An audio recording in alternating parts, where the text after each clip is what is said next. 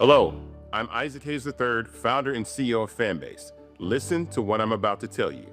The window to invest in Fanbase is closing. We've raised over $10.6 million of our $17 million goal. That means there's room for less than 6,370 people to invest in Fanbase for the average amount. The minimum to invest in Fanbase right now is $399. That makes you an owner in Fanbase today. Go to startengine.com/fanbase to invest. Why? Because current social apps have taken advantage of users for far too long, with content suppression, shadow banning, harmful racist content, and no real tools for monetization and equity. Fanbase has over 1.4 million users and counting, allowing anyone to reach all their following and monetize their content from day one. Social media is the new TV, and whoever owns the apps that distribute that content have the opportunity to own potential billion-dollar companies. While big platforms with uncertain futures are failing to serve their users, Fanbase is stepping up to fill the gap. Don't wait until it's too late. Invest now, invest for yourself and your future. Go to startengine.com/fanbase and own the next generation of social media.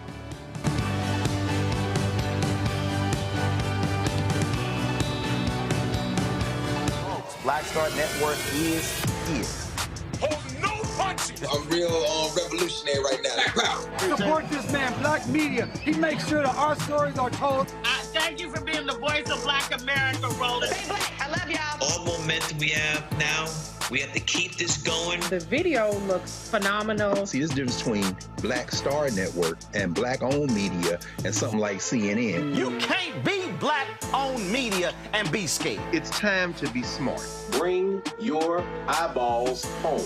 You dig?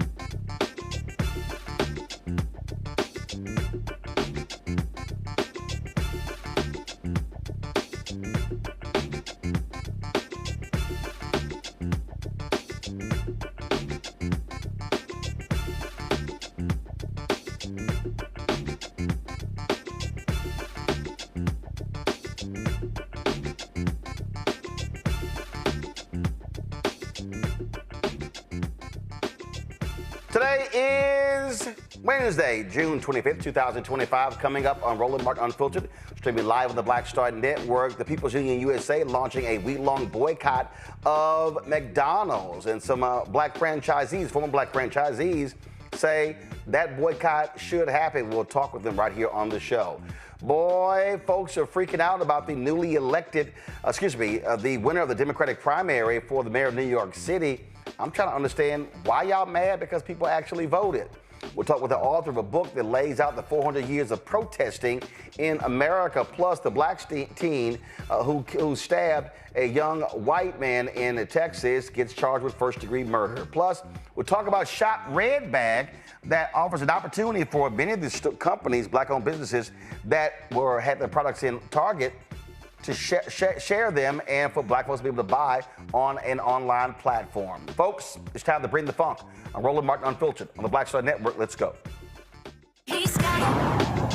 Whatever the miss, he's on it. Whatever it is, he's got the scoop, the fact, the find. And when it breaks, he's right on time and it's rolling. Best believe he's knowing. Putting it down from sports to news to politics. With entertainment just for kicks, he's rolling. It's on go, roll, y'all. It's Roland Martin, rolling with Roland now. He's funky, he's fresh, he's real, the best, you know he's Roland Martin now.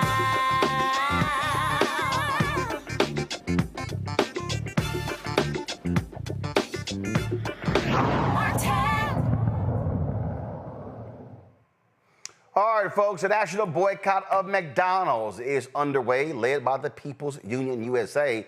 They're accusing the fast food giant of backing away from its promises to the black community. Earlier this year, McDonald's quietly scaled back key diversity initiatives, dropping its aspirational representation goals and removing a DEI pledge for suppliers. The company claims it's just shifting to a more integrated approach to inclusion tied to business performance. But folks say, and the community say, they see it differently. Now, in addition to that, more than 40 former black McDonald's franchisee owners are already suing the company. They allege systemic discrimination, and they've now joined the boycott. The former franchise owners are calling on the company to keep its promises, renew its commitment, and do right by the black operators who say they were denied a fair chance at success. McDonald's insists its commitment to inclusion is unwavering and says the boycott's claims are misleading. The boycott runs through June 30th. Joining us now is Quinn Rollins, attorney for the plaintiffs, and Kenneth Manning, a former McDonald's franchisee. Glad to have both of you here. First and foremost, Quinn, how many different franchisees are you representing in this lawsuit? It's approximately 47, Roland, from all around the country, from Florida to Georgia, Illinois. It spans the gamut across the United States because they have a shared experience. And what is it that they are alleging? Yes, so we have multiple claims. The big claims are racial discrimination in contracting with McDonald's and racial discrimination in the leases they received. But ultimately, they are alleging that they were given stores that were less profitable in neighborhoods that they didn't necessarily prioritize, and they had unreasonable expectations about what these franchisees were able to do, had unreasonable expectations of timeliness. And some of that is because we argue and allege is because they were intentionally discrimination against franchisees because they were black, like Kenneth Manning. And when you talk and when they talk about in terms of what's being unfair, are they alleging that the company put them in difficult positions to succeed and provided better opportunities, better locations for white franchisees? Absolutely, absolutely. And the beauty of the court allowing, ultimately we believe they allowed this litigation to proceed. The franchisees that we represent, the individuals, will have an opportunity to explore all those white owners and create the evidence about the opportunities they received that our clients did not. Kenneth, where was your store or stores? Yeah, thanks for having me, Roland. My stores were located in 2 markets, in Montgomery, Alabama. We had 5 locations in that market. And then the next TV market was the Birmingham, Alabama TV market. So you had a total of how many franchises? I had 15. I did 15 stores in one night, Roland. I sold 3 of my restaurants to my brother, or at least 2 of the 3 to my brother. We were both in North Carolina at the time. In late 2009, early 2010, I did a deal for 15 restaurants in one night. In both of those markets. No, 1 second. When you say 15 restaurants in one night, what does that mean? Yes, so I sold 3 restaurants on December 8th, 2009, and bought 15 restaurants on December 8th, 2009, in one night. That's correct. Okay. And then what happened next? Well, I picked up an additional restaurant. McDonald's called and asked me to help them out to avoid litigation from a white owner, actually, who was going to sue them in about 2 weeks. And McDonald's asked me to pick up this Centerville location in Centerville, Alabama, which I did sometime in 2011. And I did that. And so that became the 16th restaurant that I owned in that market. Okay, so you own 16. Then what happened?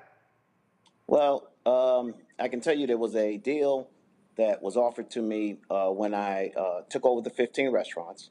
They would ask me to move up a rebuild of my West South location 4 years earlier than it should have happened, or that we agreed to happen in the contract, in the purchase and sale agreement, with the intent for me to receive another restaurant, the Hope Hall location, which is about 1.5 miles down the road. After picking up the 16th restaurant, I get another call from the QSC VP, the Vice President of Operations, and stated that he was not going to award me that store, and that he was going to award it to a white operator some 40 miles away. Of course, I pushed back and said, that's not the deal that we had. And he basically said, well, you're unexpandable. The team says you're unexpandable. The field service team says you're unexpandable. I immediately responded, I'm not unexpandable.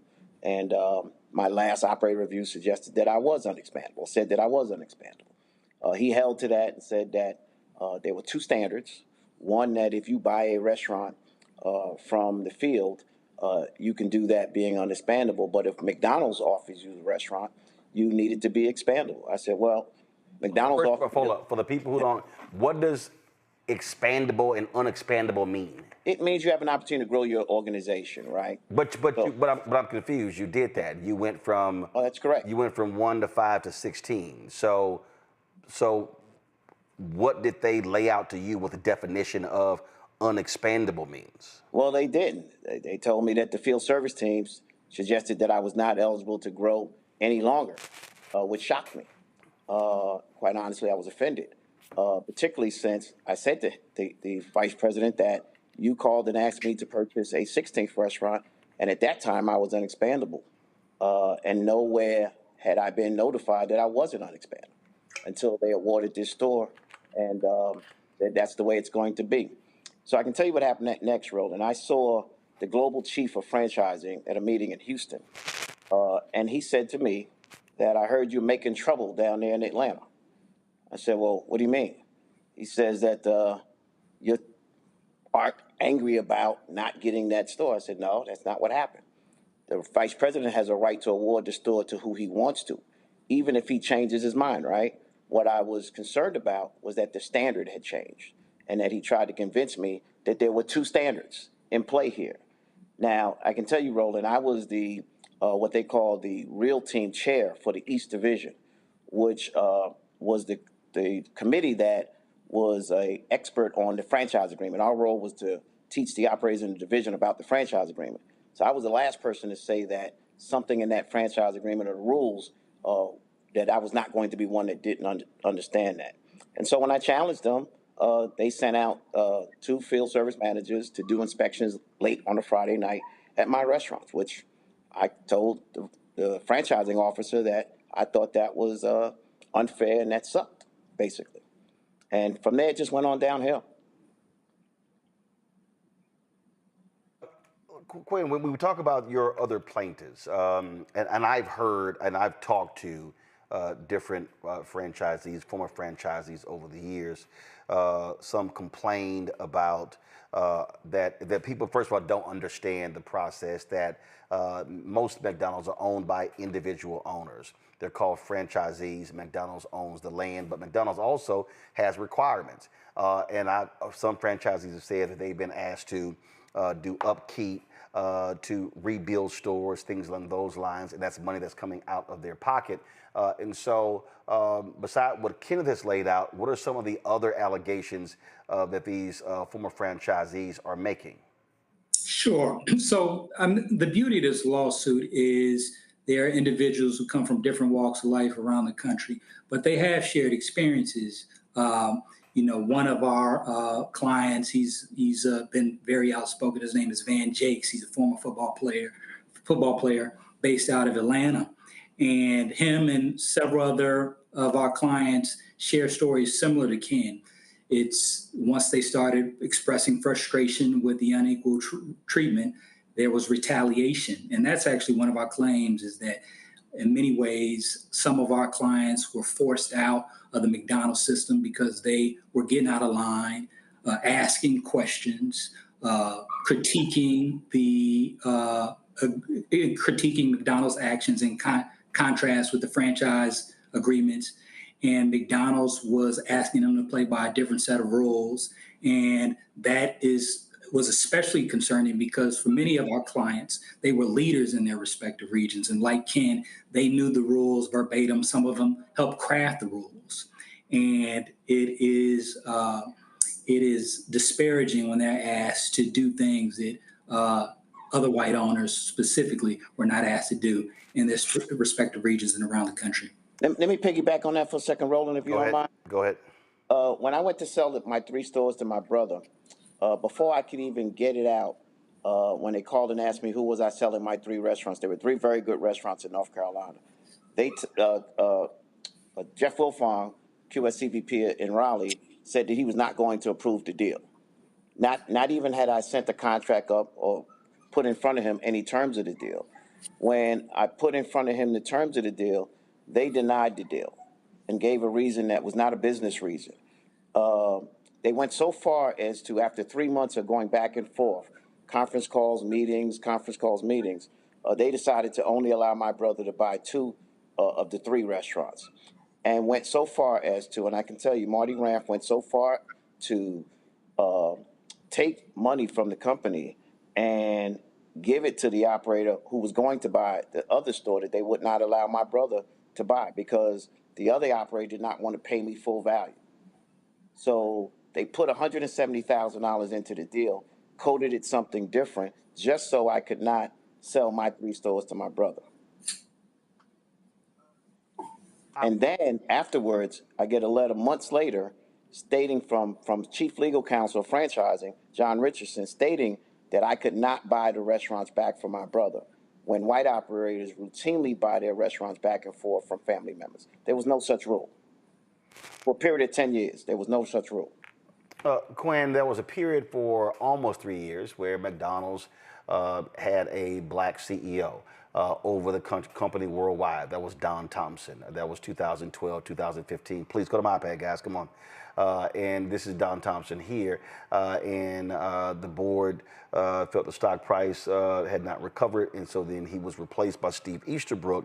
Quinn, do your franchisees allege that the atmosphere at McDonald's completely changed post Don Thompson? I know there are others have said that there were a significant number of African Americans who were in senior level positions when he was the CEO, and ever since then, that has changed dramatically. Sure. I think that the respective clients have different views about their experiences with Don Thompson's leadership, but everybody shares a collective view that McDonald's is an institution, and it's only so much one individual can do.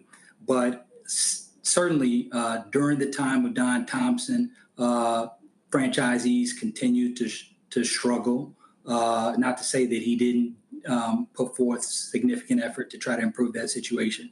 But since the leadership of Chris Kay and Easterbrook, there has been a dramatic decline in the number of black franchisees and experiences. And our clients like Ken Manning can speak directly to what their experiences were during those changes.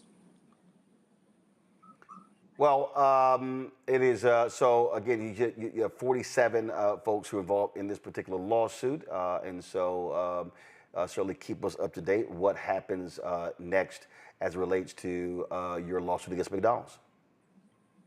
Thank you, Roland. Thank you, Roland, for having us. I appreciate it. Thanks a lot.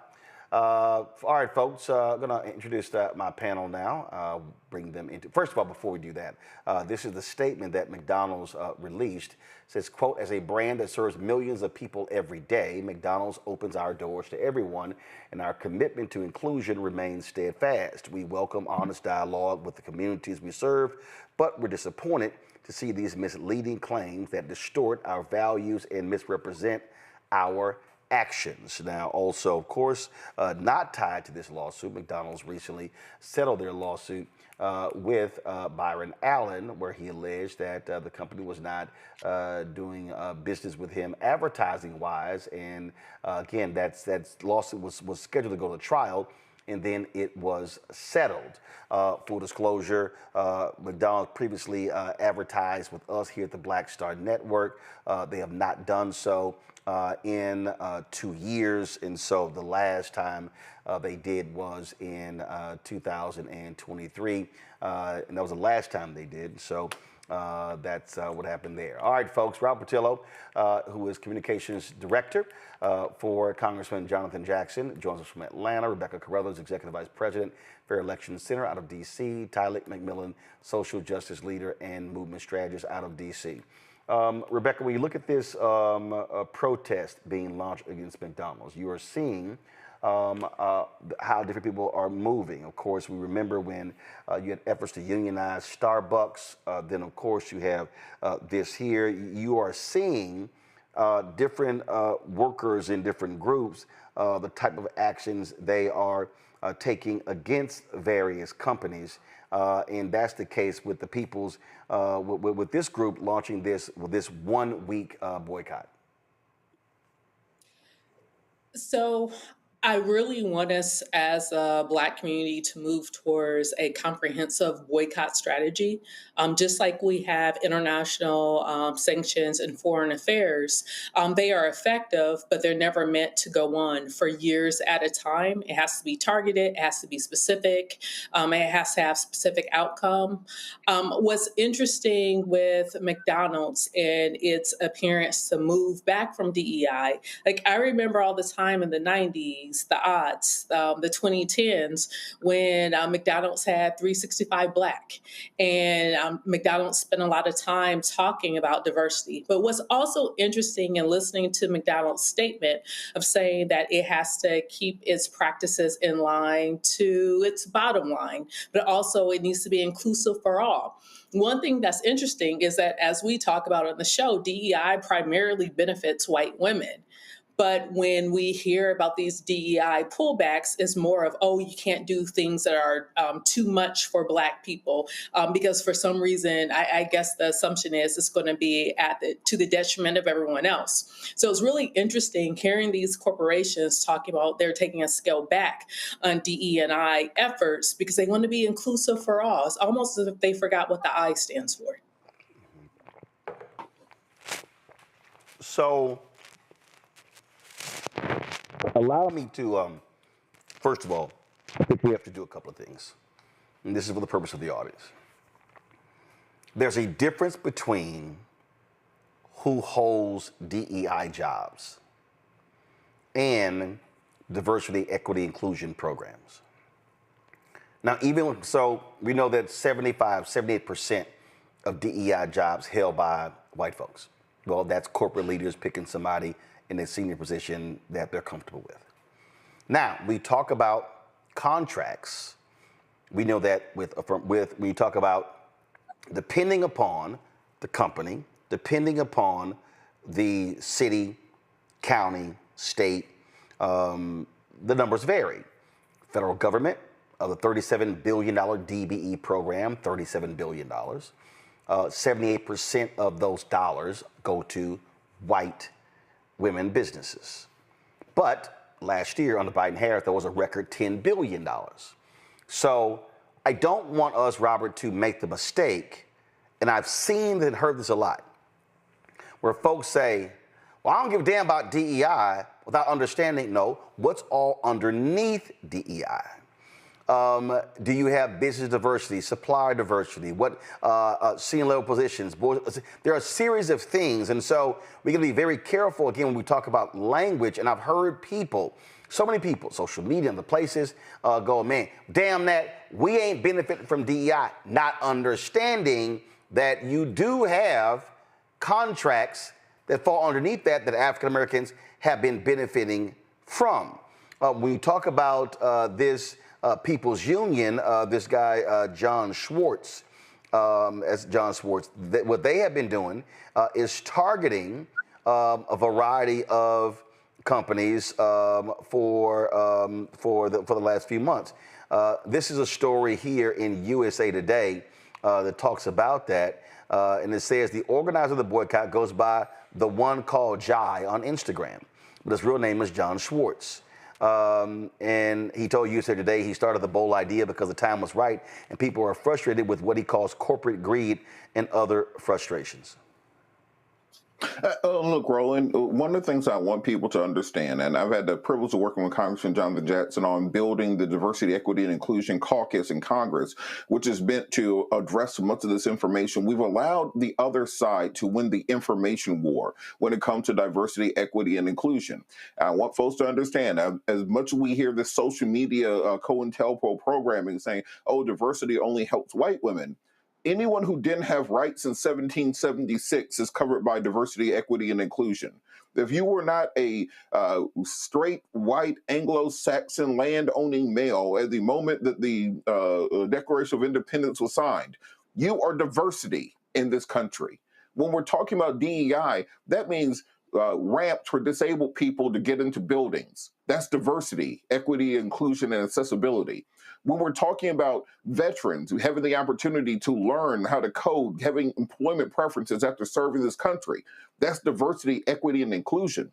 When we're talking about the EEOC, the Equal Employment Opportunity Commission, I've trained as a labor and employment lawyer. That goes away because that's part of diversity, equity, and inclusion. When they talk about getting rid of woke programs and woke federal departments, the fact that your boss can't come into your office right now, call you the N-word, and say, I'm firing you because you're black. That is diversity, equity, and inclusion. If you get rid of those protections, then that moves the ball backwards. That pushes us in a direction that we have not gone backwards from in over 50 years. What these people are talking about when they're talking about getting rid of DEI is systematically not chipping away at the civil rights movement as has been done before, putting a piece of dynamite in it. As Elon said, the wholesale deletion of federal agencies. And now that we're looking at them destroying the voting rights act, destroying the civil rights act, destroying equal opportunity, all in the name of getting rid of woke programs, are we really going to be so fooled by online social media influencers that we are the first generation that they hand the baton to bring black folks to freedom, and we drop the baton and say, I ain't going to do it? And that's where we are at currently. So I want folks to really read up and understand exactly what they mean when they say they're getting rid of diversity, equity, and inclusion programs. Because these corporations, I hope people understand at this point in time, do not care about you. They do not love you. They are here for money. That is the only reason they care about you. And when we are out and we are active and we are protesting, we're showing that we matter, they'll pledge everything. They'll have all black folks in the commercial, all of those things. But when those winds shift as they're shifting right now, they go right back to what's making the money. And when we're talking about all the people who didn't have rights in 1776, we need to be building those alliances across the board. And if it shouldn't just be us protesting, it shouldn't be just us boycotted, we need to have that entire big tent umbrella that they talk about during election season, and they need to be fighting here with us. And Tyler, look, this thing has now gone and impacted everything. Massive pullback when it came to Black History Month. I remember during Black History Month, there was one speakers bureau that said their bookings were down about 62 to 65%. Then we talk about Black History Month. Now we just saw this with Juneteenth, only been a federal holiday, what now, 2 years. Go to my iPad. This story here says Verizon and Amazon cancel support for Juneteenth celebrations. And the story talks about all of these different companies that pulled out. In Denver, the annual Juneteenth Music Festival was cut from 2 days to one due to, quote, a sharp decline in corporate sponsorships. This thing goes on and on and on. And so what you saw is look at Verizon ended its financial support for the Juneteenth in the Streets Festival in Santa Clara County, California. And it goes on and on and on. So here's the whole question. Okay, what the hell does that have to do with DEI? So here's my question. Okay, are these companies going to scale back on other holidays? Are they going to who they support? And so many of them are using Donald Trump and their conservatives attacking DEI as a way for them to say, cool, we're now good. We can get rid of all these programs. We don't have to support these initiatives. We don't have to advertise with black-owned media. We don't have to do any of this stuff. If it involves people of color, we can just do whatever the hell we want. That's also a huge part of this pushback from lots of folks. Yeah, absolutely, Roland. And I couldn't agree more with the panelists. The fact that they're pulling away is a clear message of where they stand at. And as we say, equity is not a slogan; it's a standard. And I think these companies are showing where their standard is. And even as we look at McDonald's in this conversation, where their target audience is particularly to our communities, it isn't just symbolic that they're retreating from their investments, but they're quite frankly signaling that racial equity can be sacrificed. And I think even as we have these conversations around boycotting, whether it's Target or Amazon, we really have to look at our spending dollars and see where, where those investments are going and how we can really control our dollar and control the market. Yep, indeed. All right, folks, got to go to break. We come back. Man, why are all these people hot and bothered because a Democratic assemblyman won the primary last night for mayor of New York City? He's a socialist. I'm trying to figure out why people are tripping, because don't Republicans call all Democrats socialist? We'll deal with this next, right here on Roland Martin Unfiltered on the Black Star Network.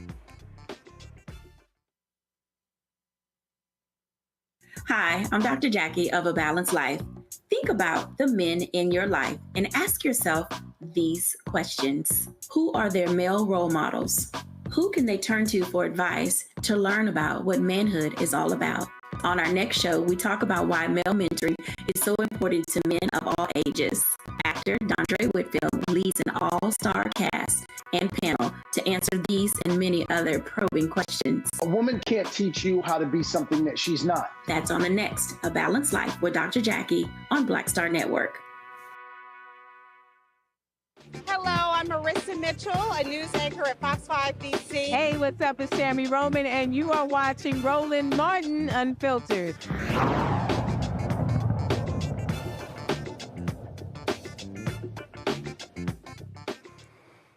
Earthquake, shocking, stunning, upset, all of these phrases have been thrown around as a result of Democratic Socialist Zohran Mamdani, who was a member of the New York State Assembly, who claimed victory last night in the Democratic mayoral primary in New York City. He faced a field of 11 candidates, including former New York State Governor Andrew Cuomo.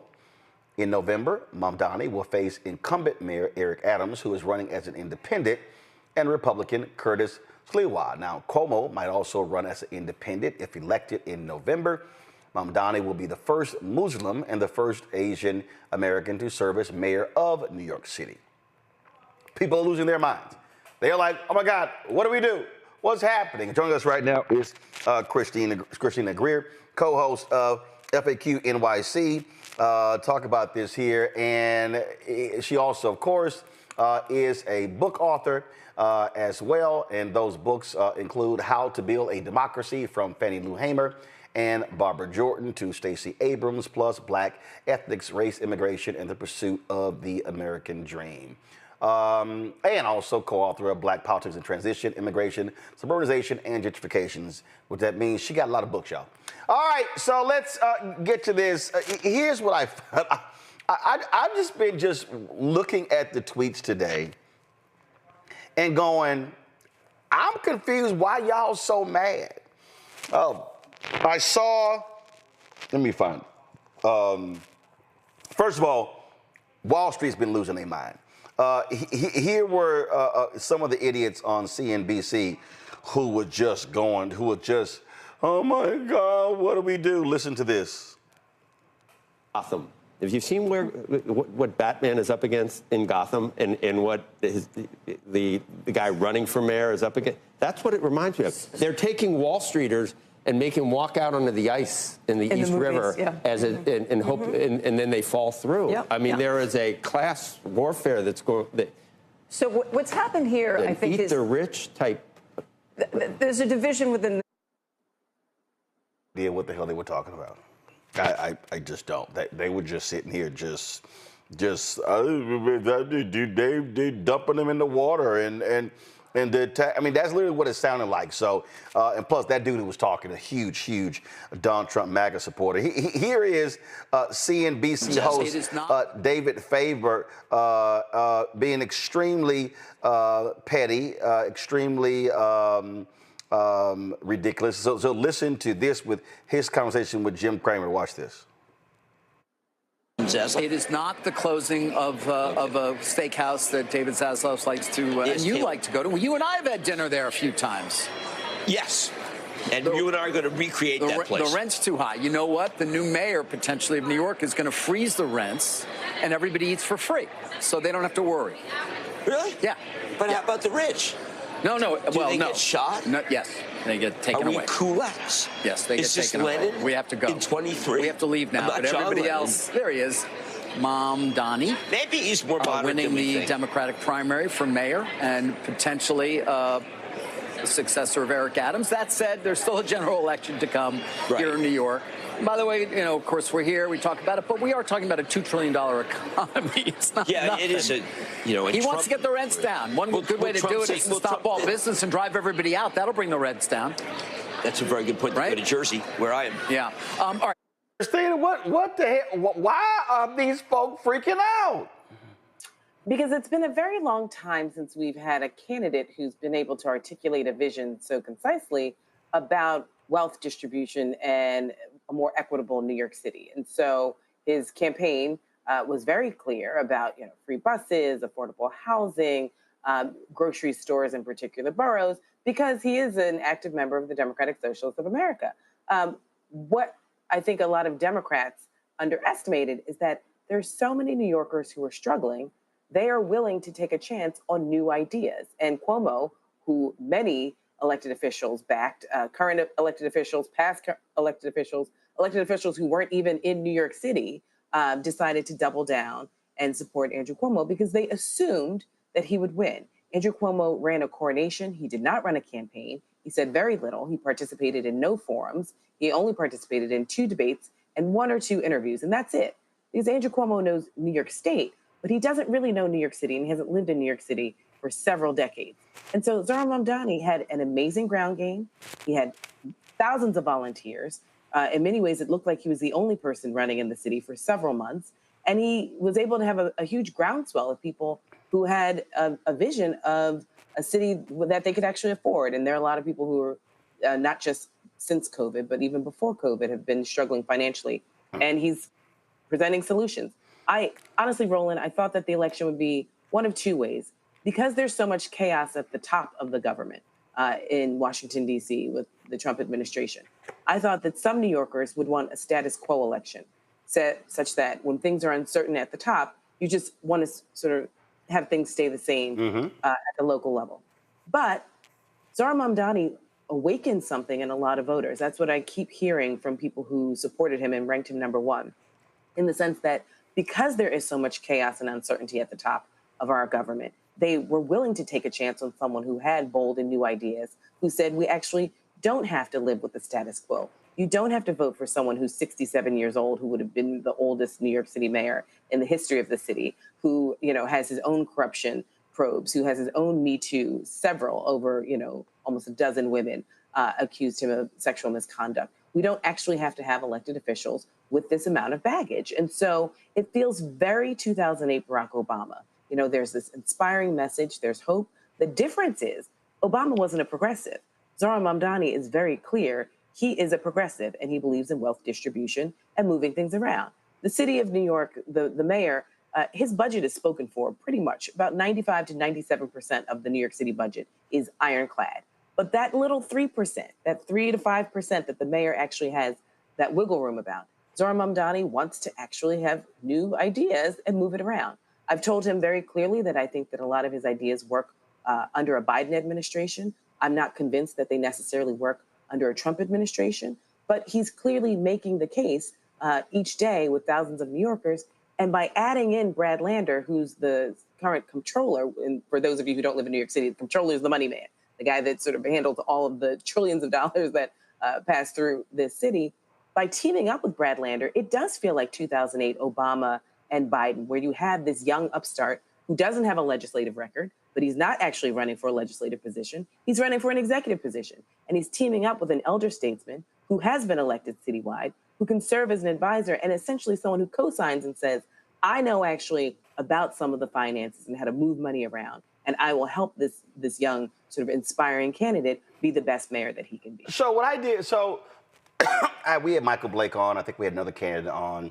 And we were trying to get some other ones on. I didn't spend a lot of time on the show, on the primary, because the bottom line is when you have so many different candidates, look, it becomes chaotic. So typically, I don't spend time on primaries. I just don't, okay? Especially when you're talking about cities, congressional races, state races, things along those lines. But I was following this. And so here's the thing to me, guys, thank you. What are we doing? Thank you. Stick with the 2-shot. Here's what I didn't understand. And I'm following this here. He ran a campaign. What he did was he focused like a laser on his message. I saw a lot of the ads, and I was like, damn, good ad. That's a damn good ad. Good ad. What you just laid out, he really went after young voters. It is a fact that young voters, millennials and Gen Z, are being impacted financially a lot different than baby boomers and Gen X. There's been lots of frustration. And what he did was he talked to people who had checked out of the process. So what he actually did is what many of us have been saying to Democrats: you need to appeal to people who no longer believe in a system. And here is someone who they said, man, I like what he's saying. I like how he's saying. He was extremely locked in on TikTok, on Instagram. He was running a real campaign. So I'm just trying to figure out why all these people are freaking out. Maybe it's because the conventional wisdom is always, oh no, Cuomo, well-known, lots of money. Bloomberg dumped millions into his campaign. Guess what? He's going to cakewalk, as opposed to, no, he got out-campaigned. Yeah. I mean, Roland, you're so right. I mean, we know that Bloomberg dropped $8.3 million on the books. There's always money off the books, too. DoorDash, Bill Ackman, Bill Ackman, the architect behind getting rid of Claudine Gay at Harvard, who's also the best friend of Whitney Tilson, who's also a candidate for mayor. Zohran Mamdani ran a campaign. He was one of the few candidates that you even knew was running for mayor. And I think youth in this instance does help. His use of Instagram and TikTok and social media and inspiring young people definitely helped. His stance on the Middle East was not with the pack and the herd. In the second debate, when they were all asked where they would travel right after they became mayor, everyone said Israel except for Zohran Mamdani. He said, I'm the mayor of New York. I should probably stay in New York and get my job done. And he was pressed constantly, and sort of given this label that he's an anti-Semite just because he wouldn't say that he'd travel to Israel in his first place. So, I think a lot of people really respected the fact that he stood up for some values and principles that he has. And again, younger people skew a lot more progressive on the Middle East questions and the quandaries that are happening there. And then, I think, Roland, when you have someone like Andrew Cuomo who just runs a coronation, and it's, I have the money and I have the big guys and I'll win, without a real message, without connecting to voters. And sadly, Black voters oftentimes can be cheap dates, especially those who are older. Andrew Cuomo promised nothing. He did very well with the Black community because many people love and respect his dad, because he's a known quantity, because there was an assumption that he would win. You see a lot of Black electeds in New York City lining up behind him. But moving forward, I'm always curious as to how four groups will behave. And that's the business community, the real estate community, the labor unions, and the Hasidic community. And depending on how those four groups break, that will give us a clearer indication as to whether or not Zohran Mamdani has a fighting chance on November 4th, or if we will see the business and real estate community circle back around the block and go with Eric Adams, because they invested a lot of money in Eric Adams. But here's the deal, though. When you're running, you put together coalitions. So this is the New York Times right here. They broke down, first of all, folks, we don't have 100% precincts reporting because you got to remember they're still accounting because of ranked and all that sort of stuff like that. July 1st, we'll have a proper account. But here's what's amazing. You listen to all those hacks on CNBC. Oh my God, they're going to be leaving New York City. The neighborhoods with higher incomes, he won. He demolished Cuomo in those neighborhoods. So the folk with money in New York City clearly wasn't scared of the socialists. Middle income residents, 47% was, again, now granted, 49% of the precincts reporting there, 24% with higher income residents, but it was a higher percentage gap between Cuomo and Mamdani on higher income residents. Lower income residents, Cuomo won by 11 points. College graduates, Mamdani beats them by 17 points. White residents, he wins +5. Hispanic residents, he wins +7. Black residents, Cuomo +17. Asian residents, he is +16. More renters, that was a huge issue. He was +14. That is what is called a winning coalition. And again, that's how you win. You don't. What Cuomo tried to do is appeal to Jewish voters, appeal to anti-Muslim voters. He tried to do a foot dance with Trump, not as bad as Eric Adams when it comes to the whole immigration issue. Whereas this guy, if you just look at how it was constructed, it was, and also Bernie Sanders, this is called identity politics, how you target different groups politically. But this is called how you construct a winning campaign. Like, I'm just sitting here watching these people going, what is wrong with y'all?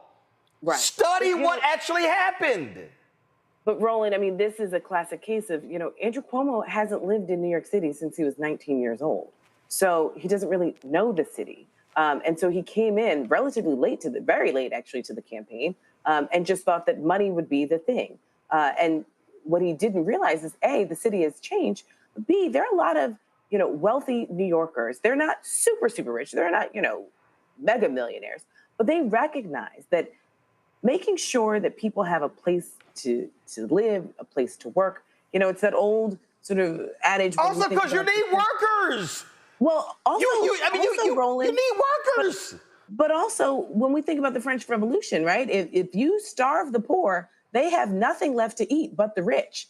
And so I think a lot of people recognize that you can't sort of starve sort of certain classes in this city. Right. Because many of them will not be able to leave. And so what happens, right? I mean, many New Yorkers still remember the late 70s and early 80s before David Dinkins was elected, when crime was rampant and you saw, thousands of murders a year. I also think, for me, and this was part of the reason, besides the Me Too stuff, besides the corruption, besides the antiquated messaging of which there was very little, but for me with Andrew Cuomo, the reason why I was against his candidacy is because, Roland, I was convinced that if Andrew Cuomo got into office, and there's still a possibility because he's still on an independent line, that he and Donald Trump have known each other for almost 5 decades now. And they've had their ups and downs. But there clearly has to be a meeting point of the two of them. Obviously, the power dynamic has changed several different times over the course of their relationship.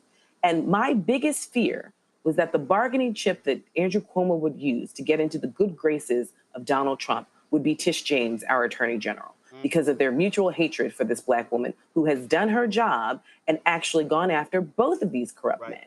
And so that was my biggest concern with having an Andrew Cuomo as the executive in New York City. I know you got a hard out. I want my panelists to be able to get that question for you. There's some other stuff that I want to talk about. I want to tie in the sister who lost in Buffalo a couple of years ago, but let me go to the panelists first. Tylik, I'll start with you. Your question for Christina. Yeah, absolutely. And I think, it's amazing of the race. I think, as you all mentioned, he proved what out-organized institutional politics can give you. And if you give him a chance, and progressive politics doesn't have to be something to shy away from, but it's actually something where we demand affordability and democracy that works for us all. What do you think is the ground game going into November's election day against so many odds that stacked against him, and all the messaging from the New York Times to mega millionaires in their messaging against Mamdani? Well, if he keeps up the pace of the hard work that he's done, I think, he's got a fighting chance. But we have to remember that New York gets this reputation of being a lot more progressive than it actually is. Right. We have many different shades of color, blue and purple and red in this city, right? We always just say like, oh, Staten Island's the red part. It's like, no. We know that there are red parts and purple parts of Manhattan, of Brooklyn, definitely the Bronx, and definitely Queens. And so this vision will be stamped as, this socialist vision, which obviously for Latino communities, right, that's been a boogeyman word that has sort of ushered them away from progressive politics. We know that not all Black people and not many Black people are hardcore progressives. Even if some of the policies will most likely benefit us, we are strategic voters and we have to go to the polls thinking of everybody else, especially how the vast majority of white voters will behave. So oftentimes we might vote for our second or third choice candidate because we'd rather get something than nothing. And so it will be incumbent upon Zohran to present this message to various groups of participatory New Yorkers, and Black New Yorkers overperform at the ballot box. But the electorate November 4th looks very differently than the electorate we saw last night. And so it'll be a larger group, even though our participation rates are pretty abysmal, but it'll be a much more moderate to conservative group that's turning out.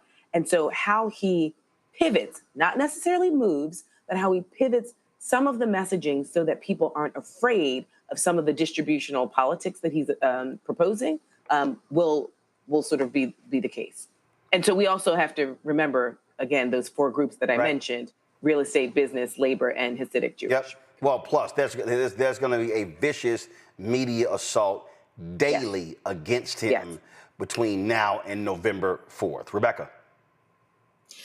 Thank you for being on the show tonight. So I've been looking at the latest numbers, and it looks like Cuomo almost got the plus 20 over index on Black voters. Mamdani is almost down 20 with Black voters. Eric Adams is going to be running as independent. There's rumors that Cuomo's going to run as independent.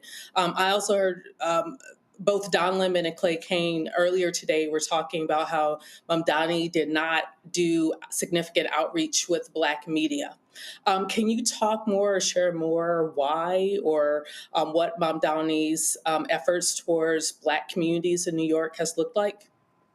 Yeah, so I think moving forward, I think we'll probably see much more outreach. But keep in mind, in a primary, you got a limited time and you have to figure out who are going to be your number ones in the ranked choice voting system. And Black people were very clearly with Andrew Cuomo. So that doesn't mean that he's not going to reach out to Black people, but strategically, it didn't make sense for his campaign to try and convert people that were very clear already with a candidate. Now, how he moves forward in the summer will say a lot. I've had issues with the DSA in the past, the Democratic Socialist of America. I've been very clear on my podcast. I don't like the way they talk to Black people. I don't like the way they talk at Black people. And so I've been very clear that at a certain point in time, he's either going to have to pivot away from them or explain to them that you can't go into Black communities and finger wag and tell Black people how they should be voting when we have to be strategic to make sure that our rights are protected. Because don't forget, we're the ones who were on the front lines making sure that everyone has these rights that we so frequently enjoy. So I'm curious to see how he will move forward. I mean, he was on Miro. I know he was on, Breakfast Club. I know that he's not afraid to talk to Black people. That's been very clear. He also walked the length of Manhattan and talked to all different types of New Yorkers. I am curious to see who will be in his volunteer corps. But part of those numbers that you're seeing is because Andrew Cuomo essentially presented it where it's like, I have Black people on lock. So when you have a very limited of time to get across the finish line, that's not the time to convert Black people. From June 25th to November 5th or November 4th is the time to convert Black people. But in a primary, when you already know who your universe of voters will be, that wasn't strategically, it made sense. If I were his campaign director, I would probably advise the same thing. Plus, you looking at, you had Cuomo, you had Adrian Adams, the council president. You had Zellner Myrie, you had Michael Blake, you had Adrian Adams, and you had Cuomo, who's getting all the endorsements from everyone from Al Sharpton to James Clyburn. Yep. And nothing of the local elected members of Black elected members of Congress and the State House. Robert. I think what's playing out in New York is very much what's playing out in the party writ large nationwide. Kind of this battle between, are we supposed to pick the safe kind of establishment pick or really push forward a strong progressive agenda? What lessons can the rest of the country learn from this race about just, as the young folks say it with your chest? None of these euphemisms, none of this MAGA light that we're hearing from much of the Democratic Party. Like, just say what you want. We're going to legalize prostitution. We're legalizing weed. You can what's wrong with just saying the things that people actually agree with? And will Democrats learn that might be the way to win elections by giving people what they care about? Right, but here's where it gets complicated. Because our tent is so large, there are several Democrats who do not believe in those issues. And so, but we're still in the same party. So I don't know if this particular election is a mandate. Let's just say, hypothetically, Zohran Mamdani is successful on November 4th. I don't know if this particular election is a mandate for the larger party writ large. Now, there are a lot of Democrats who are saying, why are we just Republican light? Why are we constantly moving to the middle and essentially acting like George H.W. Bush Republican, right? Because the Republican Party has moved so far to the right, we can't even recognize them. But then there are other Democrats who want to be progressive. And then there's a third category where they like to sort of slide across the scale because they recognize to be calcified in one camp or the other, doesn't make sense. So it will be interesting to see. I was on a radio show in NPR this morning. Zohran Mamdani was on right before I was, where he said, Michael Bloomberg had some good ideas, which I had a lot of smoke for Michael Bloomberg, the 12 years he was in office, but he actually did have some good ideas. He protected our watershed. We have some of the best water in the city of New York, which keeps us and, millions of other people safe. So, the list goes on, but there's some progressives who don't want to hear that at all. And then there are other folks who would say, well, obviously, if you're progressive, you have to be open to working with people who aren't so calcified and rigidly just like you in your ideology and your politics. And that's, I think, the real hard question for Democrats, because we are so diverse under the big tent of the Democratic Party label.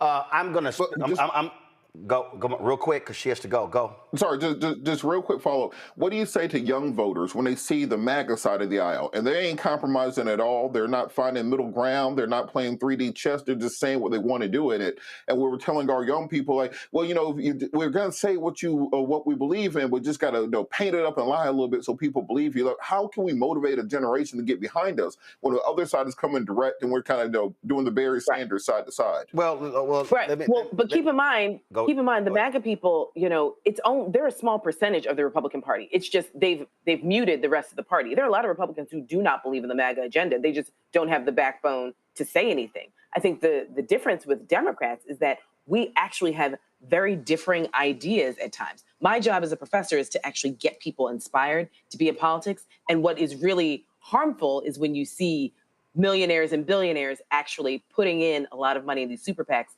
to make sure they just try and snuff out an energetic campaign and an energetic candidate before they could even get any traction. And so that's part of the bigger issue where we have a big money problem, just like Republicans, but Democrats have a big money problem where if you're not part of the establishment, we just want to sort of put in a lot of money to make you go away. And that is not helpful for the future of the party. Well, also, I just want to remind people, and I keep saying this, and it drives me crazy, Christina, and let me get this in before you do go, and that is, and for all the people, y'all, I've been trying. Y'all been telling me not to cuss. I've been trying not to cuss. So I'm going to give y'all a 5-second trigger warning right now, so turn your audio down. So this is for all the people who are saying, oh my God, Dems nationally are in danger because of what happened in New York City. I want to be as clear and concise as I can. Shut the fuck up. Y'all are idiots. A city election in New York City does not dictate everybody around the country. Because politics, and this also goes with what Robert just asked Christina, you run also based upon who the voters are. If you are running in a conservative city, you're the black guy who just won in Omaha, who beat the incumbent Republican. He can't run in Omaha, Nebraska, like Mamdani can, or like the person in Charlotte or the person in Houston can run. Congresswoman Maxine Waters can run a certain campaign that Sanford Bishop in Georgia can't run. And so it drives me crazy with these national asshole journalists do these, oh my God, the Dems nationally are in trouble. Mamdani is going to represent the entire party. Eric Adams didn't represent the entire damn party. And so it's just dumb to just think that one election, that's somehow going to dictate the rest of the nation because he won the primary. And real quick, because I want you to address, and people understand this here, remember India Walton, the black woman in Buffalo who beat the incumbent mayor in the primary, socialist, and what did Mayor Brown do? Ran as a write-in or independent. A write-in. They put all the money behind him. He beat her in the general, and so, folk, pump your brakes. She won the primary, didn't win the general. Mamdani has won the primary. Don't mean he's going to win the general. It's a lot that's going on, but Christina, it is grating on me this, Well, we how have that's a long road. dictating the whole nation. Right. We have a long road to November. I think I keep telling people, first of all, we need to see what the numbers look like on July 1st when we have show and tell, to see where Cuomo was, to see what communities supported and did not support him. But there will be a very long campaign, an arduous campaign, going into November 4th. And all politics is local, especially New York, because we have, so many people and so much diversity. I mean, also, Roland, I really appreciate you letting me come on to talk about this, because the number of bad takes I've heard today about New York City, because most people, just because you live in New York doesn't mean you know New York City politics. And many people know national politics, but New York City is its own beast. Many people don't know that you can run on multiple party lines, right? Andrew Cuomo ran on the Democratic line in the primary. He also has his, fight and deliver party, right? Mamdani, if he hadn't won, there was a conversation that he might run on the Working Families Party. He might still run on the Working Families Party line in addition to the Democratic Party line. So there are a lot of nuanced conversations that a lot of people don't understand, and we will hopefully have more nuanced conversations moving towards November 4th, so people aren't confused as to why the business community would rally behind Eric Adams. Why would the Hasidic community or labor unions rally behind Eric Adams or not, right? And so there it is. I've got a boogie, but I appreciate it. I got you. Christina, we'll have you back. We appreciate it. Thanks a lot. Okay, talk soon. Gonna go to a break. We're gonna come back, talk more about this and unpack this a little bit more so people can have a better understanding. Don't forget, support the work that we do. Folks, again, first of all, ain't nobody else in black-owned media having this conversation because they don't have any shows. I'm just being straight up. Okay? So they don't even exist. All right? Rebecca about to follow her chair laughing. Come on, Anthony, you miss it. Anthony, you got to be quicker than that. Come on, hit it. But it's true. It's true. Ain't nobody else they ain't doing nothing. Okay? Out of all the black cable networks, no news shows. BT got a monthly show, and that might get cut with the announcement of layoffs today. But the other digital folks, they ain't got nothing. Griot, Essen, everything, Black Enterprise, nope. Not all of them. So we are speaking to the issues that matter, giving you depth and context and nuance that they're not going to talk about. So join our Bring the Funk Fan Club. Cash App, you can utilize the Stripe QR code. You see it right here. If you're listening, just simply go to blackstarnetwork.com. Also, PayPal, R. Martin Unfiltered, Venmo, RM Unfiltered, Zelle, Roland at RolandSMartin.com, Roland at RolandMartinUnfiltered.com. And of course, send your check and money order, make it payable to Roland Martin Unfiltered. P.O. Box 57196, Washington, D.C., 2003 7-0196. Back in a moment. This week on The Other Side of Change, Juneteenth. It's a day about blackness. It's a day about freedom. It's also a day about talking about justice delayed. And we are not in the business of justice being denied to us. So stick around, and we're going to talk all about the case for reparations. The push for reparations is not just an economic project, it's a moral project.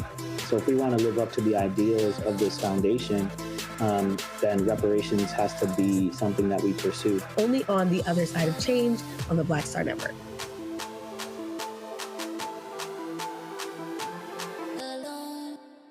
What's good, y'all? This is Doug E. Fresh, and you're watching my brother Roland Martin Unfiltered as we go a little something like this. Hit it. It's real.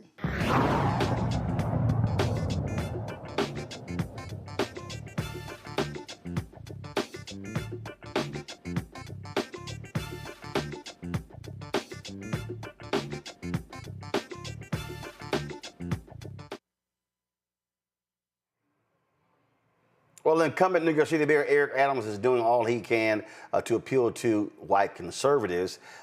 Expect to see more of this. He was on Fox and Friends this morning as they were operating as campaign surrogates for Eric Adams. Listen to this. Mr. Mayor, it's not just defund the police, this candidate, Democratic Socialist. He wants to freeze the rent. He wants city-run grocery stores, social workers to replace the police because that's going to help. He wants $60 billion of debt fund for affordable housing. He wants free buses, no cost for childcare, baby baskets for newborn, and a $30 minimum wage. How can someone vote for this? He's a snake oil salesman. Mm-hmm. He will say and do anything to get elected. Think about this for a moment. He wants to raise 1%. He wants to raise tax on 1% of New Yorkers' high-income earners. As the mayor, you don't have the authority to do that. You know who has the authority to do that? An assemblyman, which he is. He wants to do free buses. He could have done it at assemblyman. He doesn't understand the power of government and how you must making sure you improve your economy, raise the standard of living, and this is what we've done in the city. And I'm looking forward to being on the campaign trail and showing New Yorkers we can't go backwards. And New Yorkers never surrender or quit. I'm never going to quit for the city that I love. That is so interesting. You're in the position, so you know you don't have the authority to do that. Yet he's running on all these promises he's not going to be able to fulfill. And here's, to me, what I find to be interesting. Lawrence B. Jones, who is absolutely not one of the brightest bulb in a dark room, okay? He goes, matter of fact, I just want to listen to this again, y'all. Listen to this. Mr. Mayor, it's not just defund the police. This candidate, Democratic Socialist, he wants to freeze the rent. He wants city-run grocery stores, social workers to replace the police because that's going to help. He wants $60 billion of debt fund for affordable housing. He wants free buses, no cost for childcare, baby baskets for newborn, and a $30 minimum wage.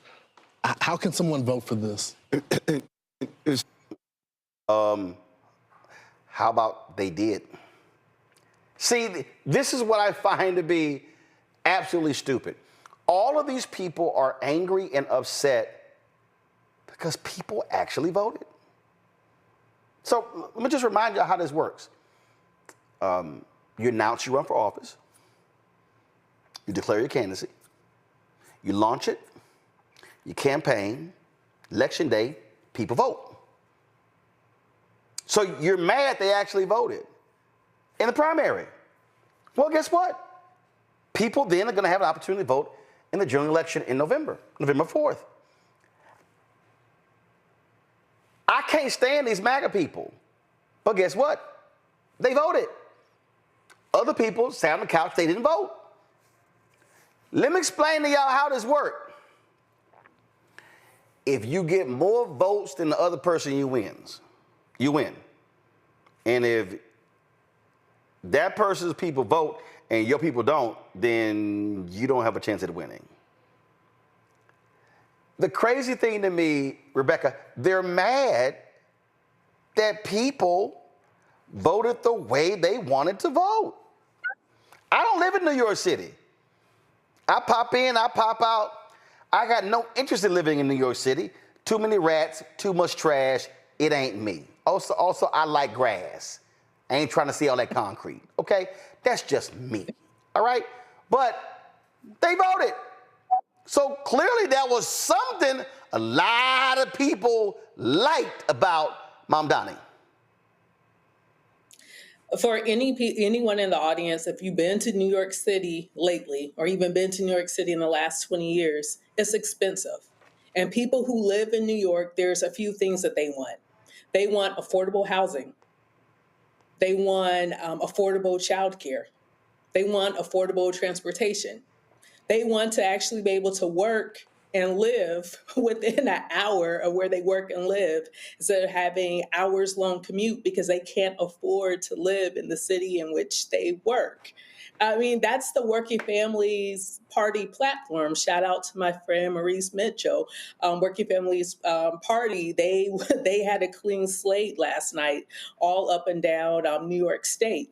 And so this really shows that Eric Adams is extremely out of touch. Maybe it's because he's really been living in New Jersey, which came out when he ran the first time, is that people want to actually afford to live in New York. When we look at certain cities like San Francisco and see that a lot of people have had to flee the city because they can no longer afford it, you know, New York is also one of those cities that's teetering there. And, you know, a lot of people who are in New York City, they don't want to be displaced because we remember, what was it, 10 years ago, 5 years ago, there was the black guy who ran on the platform of the rent is too damn high. Yep. I think that was the party that he ran on, that he was a part of. It's expensive. There should be nowhere in the United States where people are going hungry, they can't find a place to live, they can't have affordable childcare, they can't afford to live. That should not be America. But what we're seeing right now, that has become America. So even for Eric Adams and Fox and Friends to push back on the quote unquote socialist agenda, it's because capitalism really isn't working for a lot of people in this country. It's becoming the American nightmare, not the American dream. You know, Tom Suozzi, Congressman, put this tweet out. I had to respond. I had serious concerns about Assemblyman Mamdani before yesterday, and that is one of the reasons I endorsed his opponent. Those concerns remain. And I went, and the voters voted. Exactly, Roland. And I think it reveals something deeper about how power reacts when it's no longer in control. As you said, New York City voters, especially young, working class, and communities of color, they chose their candidate who reflected their realities, which was housing justice, transit equity, anti-policing platforms. We talk about how ICE is invading the city. But when those candidates win, as we see here clearly, political establishments and media don't call it democracy. They call it chaos.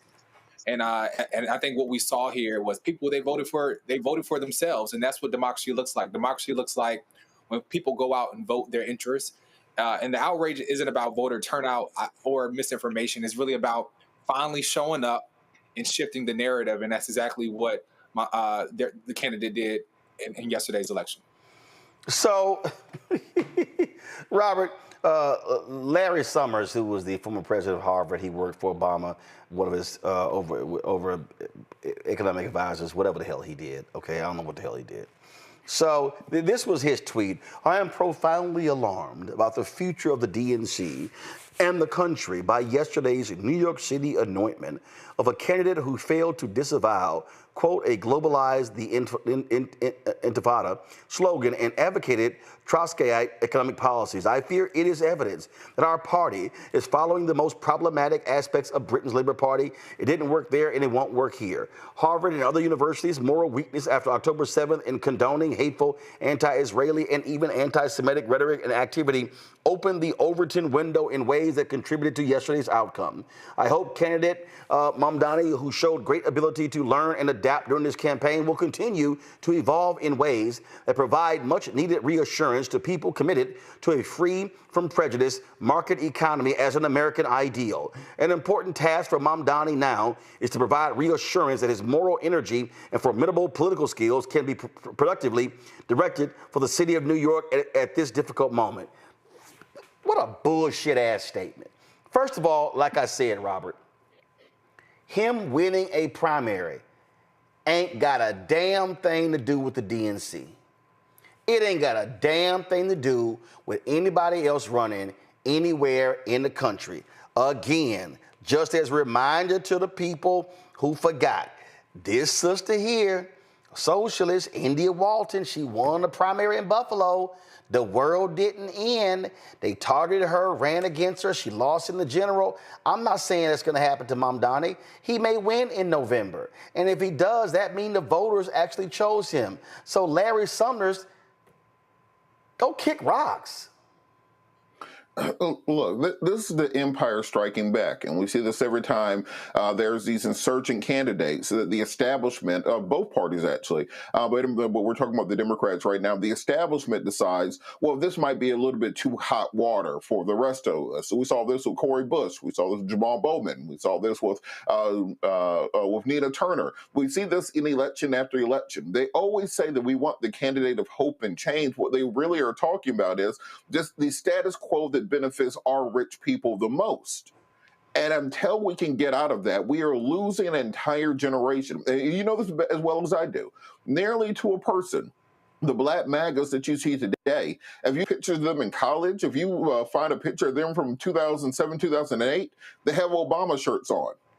You know, they were at the marches, they were at the rallies, they were the hope and change generation. And when they did not see that hope, they did not see that change, they became disillusioned with politics. And then they started looking for somebody who was actually going to shake up the two-party system, and they settled on Trump. Do they agree with him on policy? He ain't got no damn policy. There's nothing to agree with.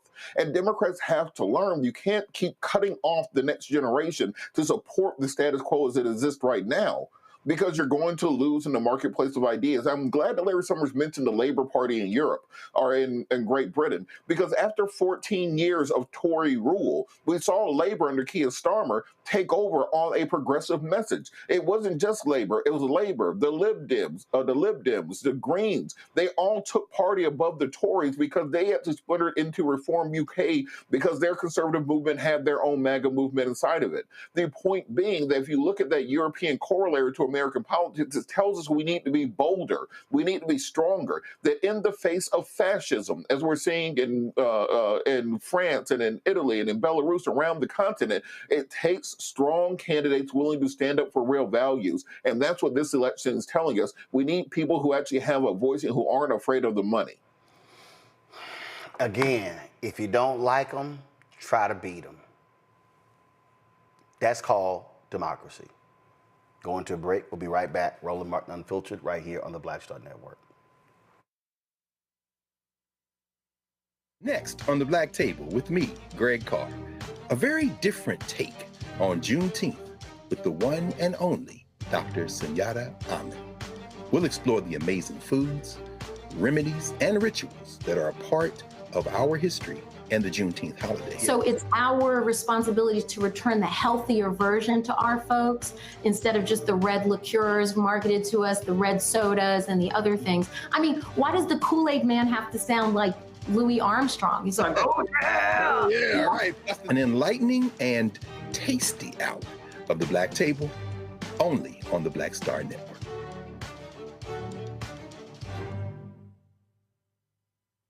Hi, my name is Freddie Ricks. I'm from Houston, Texas. My name is Sharon Williams. I'm from Dallas, Texas. Right now, I'm rolling with Roland Martin, unfiltered, uncut, unplugged, and undamn believable. You hear me?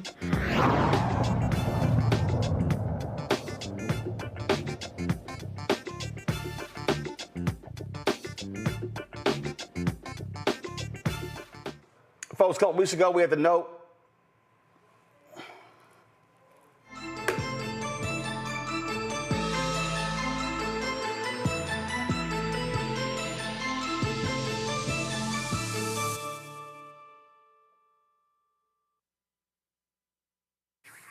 Folks, a couple weeks ago, at the No Kings protest took place in the country. Others are being planned right now. At the top of the show, we talked about the boycott happened with McDonald's. There's a history of protests in America. It's real.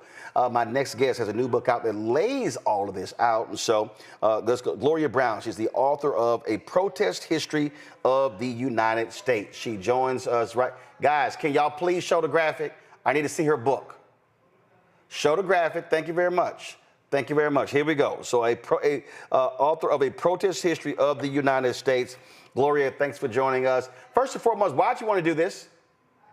Because there have been so many people who had given of their lives and livelihoods through protests, and they do all the sacrificing, and we take advantage of what they've done, and then people forget all about them.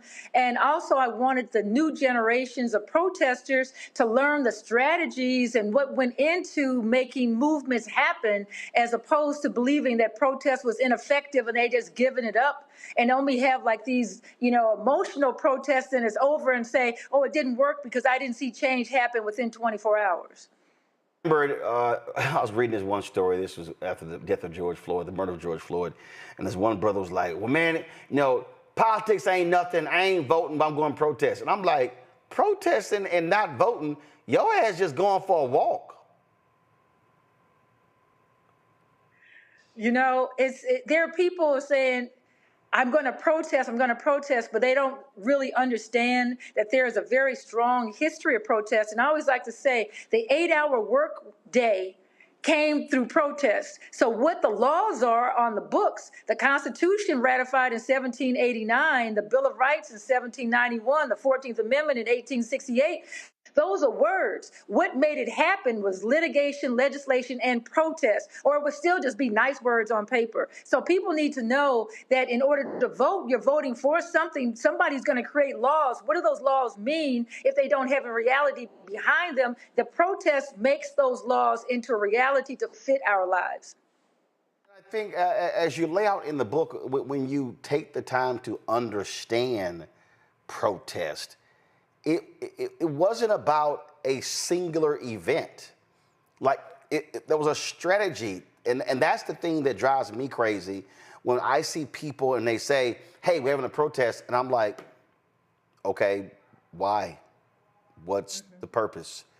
What's the plan of action? What are you going to protest this Saturday? What are you going to do on Monday? That's what drives me crazy. And it's because it doesn't give the forefathers and mothers of protest any credit for all that went into it. I had the chance to go to Selma about a month or so ago. That's part of their 60th anniversary of the March Across the Edmund Pettus Bridge for voting rights.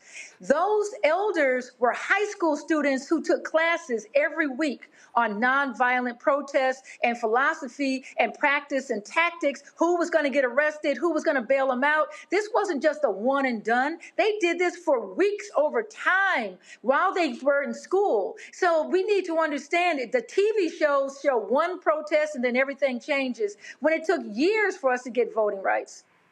Absolutely. And so explain, folk, that there's also an art to protesting. There's a process here. It ain't just, hey, let's just roll out there. Some protests, for example, when George Floyd was murdered, there is an emotional impulse to go out and get that frustration out of you. But protests over time, if we look at it, whether or not it's protests for the labor movements, for women's rights, for racial justice, it's a strategy in which people decide where they're going to protest, how long they're going to protest, and then, like you said, what is the message? Because you're trying to persuade thought. You're just not trying to have an action.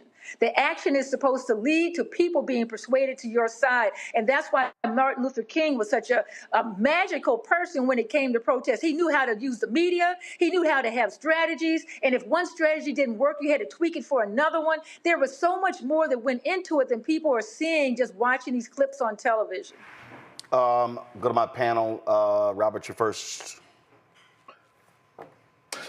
Thank you so much. Thank you so much for such an outstanding work. And as someone who's been active in the movement since I was about 17 years old, I think you're spot on when you talk about the way we educate people about the civil rights movement in particular, and the workers' rights movement, etc. I always said this thing on my radio show that it's almost like we teach it as a fairy tale, that one day Abraham Lincoln woke up and he decided to have lunch with Martin Luther King, and then they got on the Underground Railroad and rode to Washington, D.C. to do the I Have a Dream speech. And then Barack Obama came out and they all shook hands and racism was over. That's how they teach Black history in America. Can you really talk about the need for us to educate this next generation on the levels of work that went into planning Selma, that went into planning the Montgomery bus boycott, that went into planning the first march on Washington, etc., so that they will see that this is not a quick, I'm going to send out one tweet, I'm going to change my profile picture to Black in solidarity, I'm not going to go to Target this weekend, but it has to be part of a sustained movement. And you're so right. It has to be part of a sustained movement, but there also has to be a vision for where people want to go. It's not just protesting against something, we're also moving towards something. So they're protesting against racism or protesting for voting rights. And what gets lost, I think, is that people are feeling this emotional need to protest against the regime that's in place right now in the White House. But what are we protesting for? What's the vision going forward? And whether or not it's the labor movement, protesting for the 8-hour work week, protesting for better wages, protesting for the a union at Amazon plants. So people have to protest for something as well as thinking they have to protest against. And I think the strategy in protesting for means that you have to have a message. You have to think about who's good at what. Not everybody is going to be a leader. You have to have a lot of foot soldiers. How are you going to do this? I tell people don't protest after sundown because that's when bad things happen. So that means you're planning a time for the protest. You're planning where you're going to protest, how long you're going to do it, and then having sit-ins. Why not use the sit-in? That hasn't been used in a long time. And I say, well, maybe sit in at Trader Joe's, sit in at these places in which protests are supposed to disrupt and inform and move towards something. So there were so many things that were going on. And as you said, the way they write the story today and have the movie version of it, people are wondering if they protest once, why isn't change happening overnight? Rebecca. Thank you. I'm concerned that 47 is going to incite social unrest, especially as we start to go into the heat and the height of summer. What are ways in which our community can stay safe if they choose to exercise their right to protest? I'm glad you asked that. These are all brilliant questions. One of the things that happened after Kamala Harris had her election stolen, because I still believe there was voter suppression there that was not investigated, was that the onslaught of this regime was to instigate, was to have the shock and awe of all of this legislation through executive orders, and with the sense from the first term that they were going to use the National Guard. And I told people months ago he was going to use the National Guard, but in his first term, he said he was going to use it in South Chicago, the South Side of Chicago, against us, because Black people are the target. It just so happened that you had that uprising that took place in LA. That was not as large as it was made to seem, but you know, all that you saw that happened in LA, I think is supposed to be targeted toward us. So my main concern becomes, as we look at the summer, people are saying, I'm tired, I don't want to protest. If we protest, that we're going to be injured. So we have to be very careful that when we rise up in ways that are structured so that it's not an instigation, but they're going to use anything as an instigation. I'm telling you that right now. And that's why the planning for it has to be is during the day, that people have the telephone number of attorneys, that the attorneys are not at the protests, that if we're going to be arrested, there's a plan to how we're going to use the arrest. And nonviolent philosophy has to be something that people want to do, not something we're just supposed to do because we're Black. But I think if we're not part of the protest, as they say, if you're not at the dinner table, you're probably on the menu. And the protests I've been to, our issues are not there at all. And I'll give you this example. When that helicopter and the plane collided in Washington, D.C., and he said it was DEI, no one stood up for us. And that's why I said I've got to be a part of a protest on President's Day, because with other people from New York City, New Jersey, to say, you've got to do something. We've got to not be erased, because we're being erased right now. So it's difficult to balance out. Being quiet means that we get erased. How do we get our voices out there and stay safe? That's why I said it has to be during the day. It has to be much more planning than you saw in Los Angeles that was just like this emotional outburst. And we have to have some leadership in this planning. And young people today don't want leaders. They want to do things that leaderlessly. I think we're going to have our message very clear, and we're going to have allies there with us. But on that particular point there, I think is critically important. And I get this idea of leaderless protesting, but I'm sorry. Somebody has to lead. So you have to have a hierarchy. You have to be able to give orders. And I think that was one of the problems with Occupy Wall Street. We saw this as well with, the implosion of, frankly, Black Voters Matter, and they're still trying to, get that back. I get you want to have consensus, but at the end of the day, you're going to need some folk who are literally in charge, because somebody got to make decisions. You're so right. And in my book, Protest History of the United States, I go from the indigenous resistance to European invaders, to slave uprisings, and the making of unions, all the way to women's rights, and then climate change. And each one of those struggles within it, they were done differently. The different leaders had different personality types. And I tried to, as best I can, talk about the personality types of the Native American chiefs who were trying to negotiate, or when they did have to attack, and the different types of uprisings between Denmark Vesey and Nat Turner. But people have different personalities. But once again, there was some leader who was saying, this is why we're doing it. And in order to get the message out, somebody has to say what the message is. And you can have different ways of going toward that vision of what we want in the future, but people have to know what the vision is. And that means a clear message. And that's why I said Martin Luther King and others were very, very good, adept at getting that message out. Tyler. Yeah, absolutely. Thank you again. I had the honor of helping organize two March on Washington. So protests, and they're at the heart of my love language. So, and I always tell other young people, a protest without strategy is just a gathering. And as you said, Uncle Roland, if you got no plan, you just out there for a walk. And I believe that your book, reminds us of the rights that, they were fought for, they weren't handed down.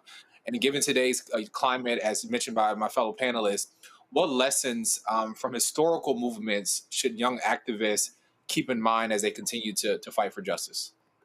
I think one thing to keep in mind, and thank you for that question, is that in my book, A Protest History of the United States, you get to see how there could be these long-term strategies. For example, the time between 1955 and 1965, as there was a fight for desegregation and for voting rights, that was 10 years, different leaders coming to the fore with different things, but they had the vision of desegregation. They had the vision of racial pride and uprisings, of uplift. And so there were different strategies involved. We know there were major differences between Malcolm X and Martin Luther King, but they were both looking at how do we lift our people? How do we lift our communities? And so I would say you don't have to have the same strategy. You don't have to walk in lockstep, but the major thing is vision. In order for us to have unions today, there were struggles around unions. People lost their lives trying to create unions. And for me, labor organization is protesting against the way workers are being treated. It wasn't just one way in which people tried to create a union, but they had that as the vision, and different people worked toward that in different ways and strategies, and that's how you got to that vision. So people need to understand, as young folks, don't expect 100%, even 80% of people. It's usually about 10 to 20% of people are going to participate in any type of movement, and yet they are going to benefit from your struggle. So get over that. It hurts your feelings, but that's how it is. People are going to question your sincerity. They're going to question whether or not you know what you're doing. The leader doesn't necessarily have to be the best community organizer. There's got to be some song that brings people together. There must be a strong voice. There are so many different ways in which talents need to be distributed so that you have a movement. It can't just be one person. We look at Martin Luther King, but there were many, many people who were involved in that movement to go forward. So different strategies, different personalities, a vision, and understanding the distribution of work so that you don't mind being a foot soldier. Everybody can't be the chief. Some people just have to be foot soldiers in this. So when you think about all of that and know it's not going to happen all at once, there are many things that may go forward, but it's 2 steps forward and 1 step back. 2 steps forward, and always look for the 1 step back. And so you have your plan to when things go backwards, how to then pivot and go forward again. All right, folks, the book is A Protest History of the United States. Gloria Brown is the author. Gloria, we certainly appreciate it. Thank you so very much. Good luck with the book. Thank you, sir. All right, folks, as a reminder, Monday we'll be broadcasting live 11 a.m. from the steps of the U.S. Supreme Court when Bishop William Barber of the Poor People's Campaign, Repairs of the Breach, will hold their Moral Mondays in D.C. at the Capitol. They will have moral witnesses united against an immoral budget. They'll be gathering at 9 a.m. at Lutheran Church of the Reformation, and then they're going to be marching to the Supreme Court, holding a news conference there. They, of course, you see right here, the clergy is being asked to wear full vestments of their faith tradition. And again, it begins all at 11 a.m. We're going to be live on Monday morning, so y'all stay tuned right here to the Black Star Network. All right, got to go to break. We come back. We're going to talk about a website that is a shopping place for a lot of these black companies that have products in Target that are being impacted by the boycott. We'll talk to the founder of that next. Folks, don't forget to support the work that we do. Join our Bring the Funk fan club. Your dollars make it possible for us to do the work that we do. If you want to contribute via Cash App, use the Stripe QR code. You see it right here. If you're listening, go to Roland Martin Unfiltered or the BlackStarNetwork.com. If you want to send a check or money order, make it payable to Roland Martin Unfiltered. P.O. Box 57196, Washington, D.C. 2003 7-0196. PayPal R Martin Unfiltered, Venmo RM Unfiltered, Zelle Roland at RolandSMartin.com, Roland at RolandMartinUnfiltered.com. We'll be right back. If we don't stand up for Medicaid now, in spite of my honorable military service, the Senate will kill my child. I want the people that are trying to take this away from us to put yourself in our seats. Congress people, you got free health care paid for by the people, and then you don't want the people to have the same thing you have. That is sick, and we must challenge it. This bill will deny millions of people the health care that they need. This is policy violence. And we won't be silent anymore. This week on the other side of change, Juneteenth. The day about blackness, it's a day about freedom. It's also a day about talking about justice delayed, and we are not in the business of justice being denied to us. So stick around, and we're going to talk all about the case for reparations. The push for reparations is not just an economic project, it's a moral project. So if we want to live up to the ideals of this foundation, then reparations has to be something that we pursue. Only on the other side of change on the Black Star Network.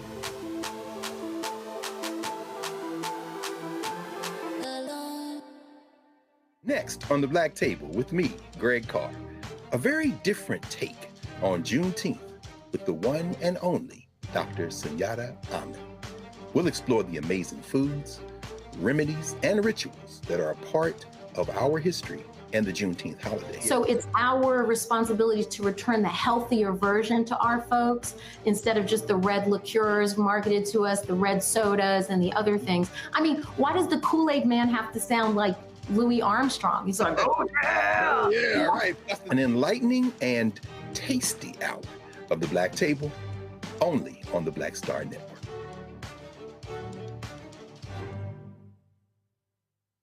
My name is Lena Charles, and I'm from Opelousas, Louisiana. Yes, that is Zydeco capital of the world. My name is Margaret Chappelle. I'm from Dallas, Texas, representing the Urban Trivia Game. It's me, Sherry Shepherd, and you know what you watch. Roland Martin on Unfiltered.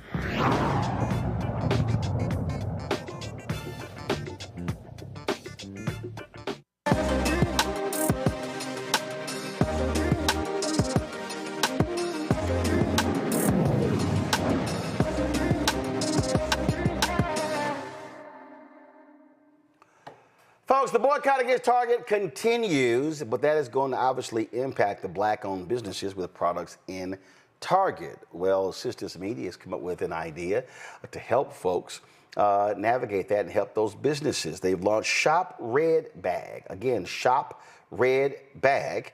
It is a one-stop shop for Americans who are boycotting Target and Walmart. Candy Carter, CEO of Sisters, joins us right now. Candy, glad to have you here. So, how did you come up with this idea? We know why, but what caused you to say, you know what, we got to do this? Well, what's interesting is my company, what I do is I do online stores for big media partners. And when I was dealing with a bunch of the brands that we work with, I saw the Black-owned brands struggling. I mean, they were just like, you know, there was outrage online. Everybody saw everything on social media that was happening. And I was just like, you know what? I'm not going to be in these streets protesting, right? Like, that's just not my thing. But I actually have the keys to this kingdom. I know how to set up a store. I've got hundreds of brands that I already work with. And we decided to do that. So we sent out a big alert to all of our brands. We searched for brands who either left Target or were dumped from Target and other places. And literally within a week, 80 brands were like, yes, sign us up. And, you know, we're a small company, right? But it was just like, I was like, we have to do this. Like, I'm just one of those people, I can't sit on the sidelines and just not do something, right? And so that's where shopredbag.com started. And you said 80 brands aligned, and I take it they are all different types. Oh, yeah. Well, you know, our goal is we have a lot of Black-owned brands. I think there's 31 pages of Black-owned brands in the store. And so if you go to the store, what's really cool is I said to every brand, this is a movement. It's not a store. It's a movement. And you guys are talking about every headline, something's being erased. Our history is being erased. This person's being let go. All the rollbacks, all the things. But we're not victims, right? So like when you talk about the power of protest, right? And in the first quarter earnings for Target, they're like, look, we got hit hard by protest. It works. But to your point earlier, what happens next? And this is the next. I mean, honestly, to be honest with you, there was a guy on social media. He was literally standing in Target. I wish I could find that video. He was like, what am I supposed to do? Y'all want me to boycott. What am I supposed to do? Where am I supposed to buy my deodorant, my this, my that? And that's what really inspired me to do it. And so we have brands that fall under the DEI umbrella, Black-owned brands, women-owned brands, disability, LGBTQ+. And you know, those brands have come together. We have toilet paper, cleaning supplies, you know, all the things. And every day we're adding more brands. I would say there's probably 30 or 40 brands still in the queue that we're getting into the store. So it's an alternative, right? We have to change the way we shop if we want our money to matter and if we want to make a difference with our wallet, because we can. Indeed. Questions from the panel. Rebecca, you first. Thank you so much for doing this. I have been frustrated by some of the folks who, you know, they do have their multiple lines in Target. And I understand that, especially for those who have licensed their image and likeness with the Target, that this is difficult. But I want to hear more of what is the percentage of folks who currently have lines still active in Target versus your overall, I guess, manufacturer creators or small businesses that you feature on your platform? Yeah, I don't know the exact number we have. So if you go on the platform, you can shop brands that have been impacted by the DEI rollbacks. So if you click on that, you can see all the brands in there that have been impacted by it. You can shop Black-owned brands. You can shop veteran-owned brands. You can shop generally. But what's interesting is every single founder has done a video in the store because this is a movement. So if you go on the store, you can literally click on the videos and listen to the founders talk about their, you know, their journey, how the DEI rollbacks have impacted them. I think what people don't think about, and this is what a lot of founders told me, it's not just not having shelf space. There's no longer programs to teach people how to get into retail. There were people who had started deals or were promised entry into large retailers and it just ghosted, went away, right? And then there's the folks that were in retail spending all this money to promote their brands and they weren't being promoted. That's a whole nother story. So I just think in the next, like in these times, right, we have an opportunity, especially Black folks, with the amount of money that we spend, we can see that boycotting stores is hurting them. So where does all that money go, right? That's what Shop Red Bag is. It's like, make a commitment to make your dollar matter. Your wallet is your weapon. If you're not the person who's going to boycott, if you're not the person marching down the street, this is a way that every single time you spend money, you can uplift the community. We all need to grow. We all need our economy to grow during this time. And we have nothing but opportunity. Tyler. Yeah, thank you so much. I like that you said everybody has their role. Always say everybody can't bring the potato salad to the cookout. That's So you right. got to know what your role is. So thank you for highlighting that. My question would be, what advice would you give to young Black creatives building businesses rooted in purpose, but just not for profit? What would your advice be for them? Well, it's interesting because do it. Just do it. Like, I'm just a doer, right? I have a son with special needs. 6 years ago, I'm like, he has no friends. So I started a foundation and it's called We've Got Friends. And now we serve hundreds of families throughout New Jersey. I'm just a mom, I'm just a business person. And it's like, if you have an idea, do it. I always tell young people who work for me, like, we're in meetings and I'm like, listen, I don't care who the idea comes from. If it's good, we're doing it. So just do it. I mean, it sounds cliche, but it really isn't. Now, let's just break it down. Do one thing every day. I always say too, let your day job finance your dreams. Don't quit your job, but just do one thing every day towards that thing that you do and see if it works. But I think a lot of people get paralyzed by, the idea of it, the fear of it, and then they just never try it. But you'd be surprised how simple things can be if you take all of that fear away and just go, okay, what's the one thing I can do today? And on that point, one thing Reverend Jackson would always say is that we can't just boycott, we have to boycott also. Meaning that we have to invest in buying things in our own community. And what you're doing is outstanding around that. And this really dovetails into the previous conversation when we were talking about this history of protest and this history of Black activism, because what many people forget is that during the Montgomery bus boycott, people didn't just not ride the bus. They were paying their friends and neighbors and church fans and community people to get them back and forth. When we say we're not going to your lunch counter, we didn't just starve. We were going to Big Mama's lunch counter to put money in her pocket. How can we get the influencer economy to understand that if we are all putting our creative minds together and our creative outlets together, then we can go. If Black folks had gotten behind Roland 7 years ago, when he got started on this, as opposed to diving in now, then this would be rivaling any of the big networks. So what do we have to do to kind of break through that almost post-traumatic slave syndrome where people think, well, it's not given to me by a white hand, then I shouldn't want it? You know what's so funny? Roland is the best example because I'm like, you own the Black audience in news in America. You own it. To your point earlier, nobody else is doing it. So if millions of people can follow Roland, right, on this network, then millions of people can shop at Shop Red Bag and stay out of. Here's my thing.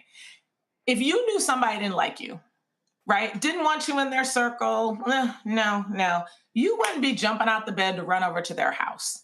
Think about how hard Americans work for their money, right? We got headaches, we're working weekends, we're so tired, we can't do anything.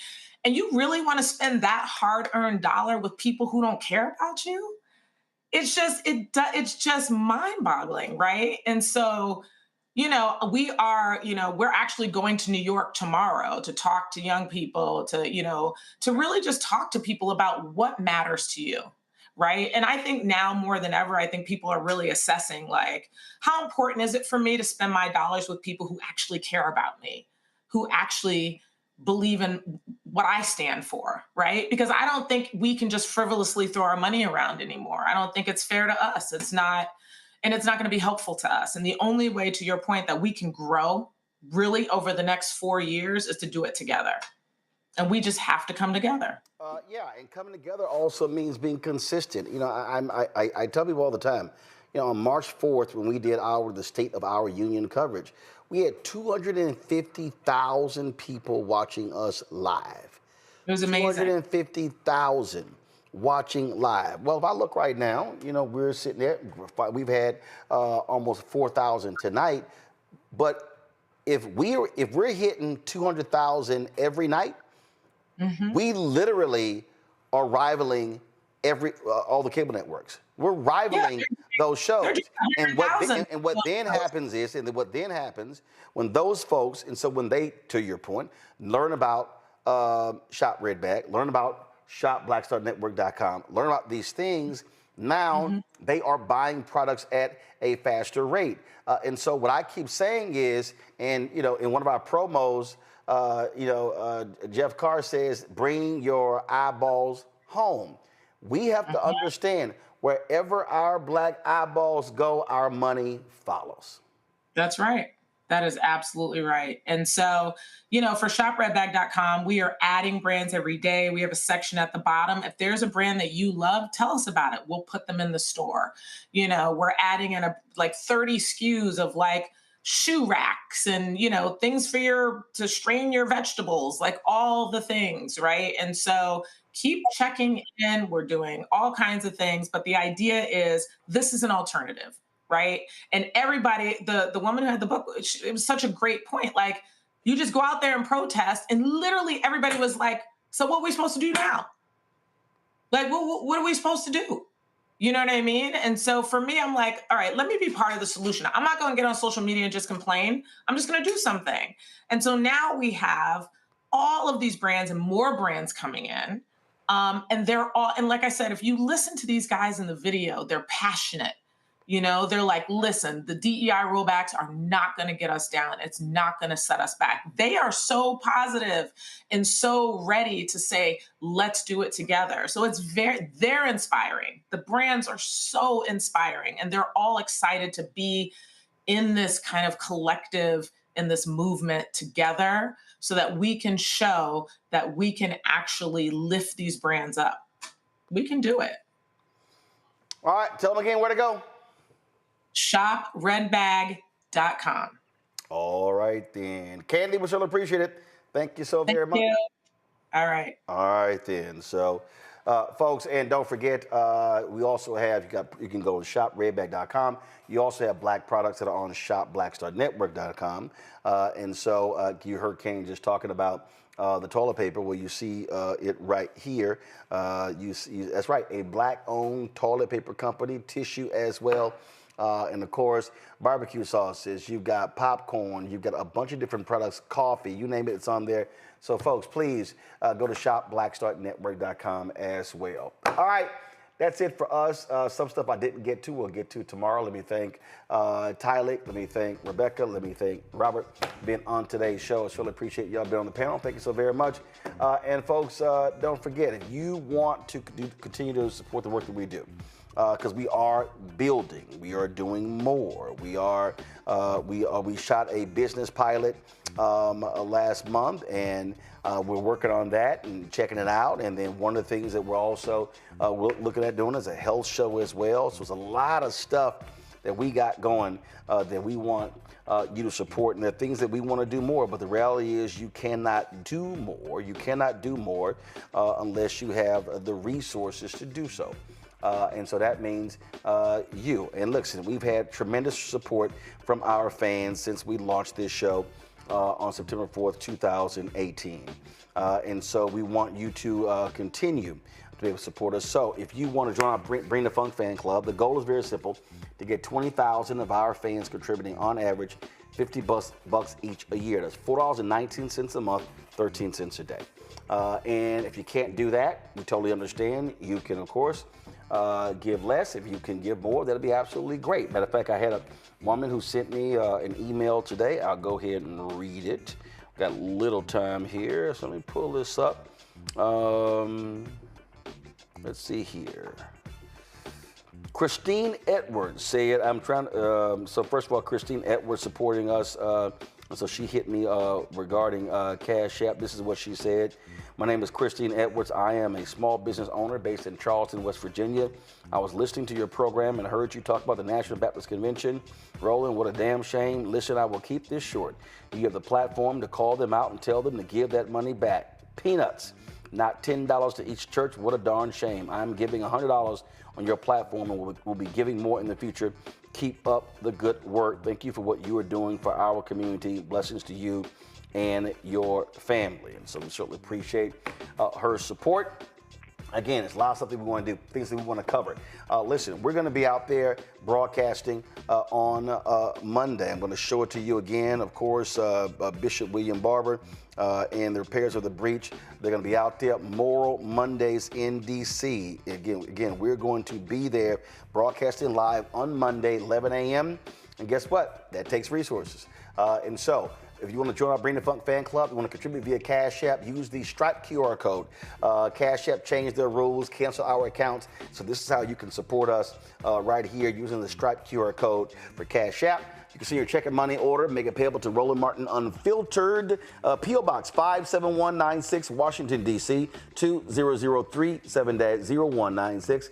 PayPal is R Martin Unfiltered, Venmo RM Unfiltered, Zelle, Roland at RolandSMartin.com, Roland at RolandMartinUnfiltered.com. Download the Black Star Network app, Apple phone, Android phone, Apple TV, Android TV, Roku, Amazon Fire TV, Xbox One, Samsung Smart TV. You, of course, also can get my book, White Fear, How the Browning of America is Making White Folks Lose Their Minds, available at bookstores nationwide. Get the audio version I read on Audible. Also, get our Roland Martin Unfiltered Black Star Network swag by going to rolandmartin.creator-spring.com. If you have ordered something, you have not gotten it, please let us know. Send us an email and we will assist you in that. Let's see here. Also, again, it's shopblackstarnetwork.com. Go there to get our black-owned products, shopblackstarnetwork.com. And, of course, support Fanbase. Download the app. And if you want to invest in their Series A fundraise, get more information at startengine.com/fanbase. Folks, that's it. I'll see y'all tomorrow right here on Roland Martin Unfiltered on the Black Star Network. It is now time for Truth Talks. See you tomorrow. Holla!